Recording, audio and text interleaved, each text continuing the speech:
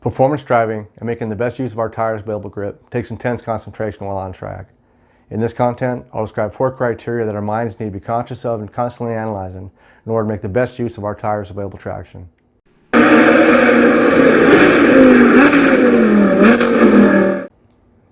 If you like this video, be sure to click subscribe and comment and like below. We'd love to hear from you.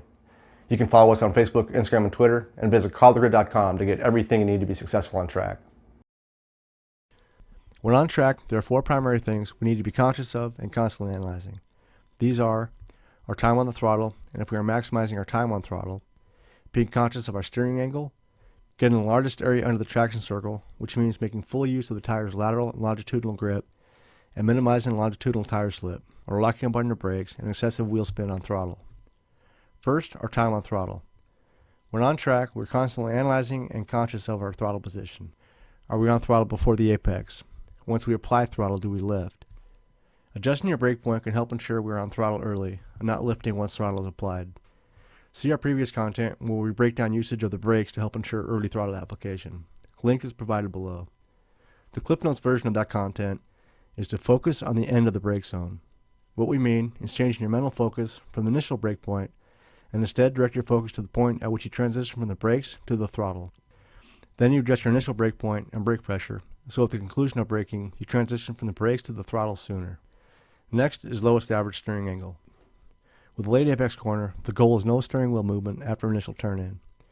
Corrections to vehicle path are accomplished via the throttle. Following the geometric line versus late apex line may result in less overall steering angle and less speed scrub. According to Don Alexander, author of many books on performance driving, the late apex concept was born in the age of racing when tire and chassis technology was not keeping up with engine technology. Late apex is more important for higher horsepower cars, as momentum cars may be able to make better use of the geometric line. Whether you use late apex or the geometric line, the key is to drive a line that allows for early throttle application with the least amount of tire scrub. Next is the largest area under the traction circle, or the G circle.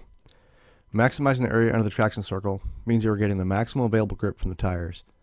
This is accomplished by a smooth transition to trail braking, then smooth loading the tires latitudinally, then smooth to throttle and unwinding the steering wheel.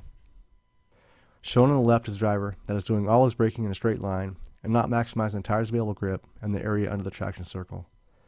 On the right, the driver is trail braking, smoothly transitioning the turn-in, loading the tires laterally, then smoothly applying the throttle and unwinding the steering wheel.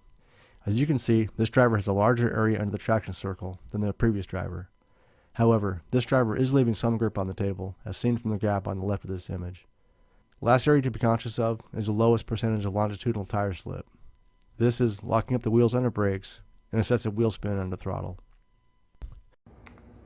If you got something from this video that you can use right now at the track, click subscribe so you won't miss any of our content designed to help you behind the wheel, in the shop, and in the paddock. You can also follow us on Facebook, Instagram, and Twitter, and visit CallToGrid.com where you can get everything you need to be successful on track. As always, peace out, be safe, have fun, and go fast.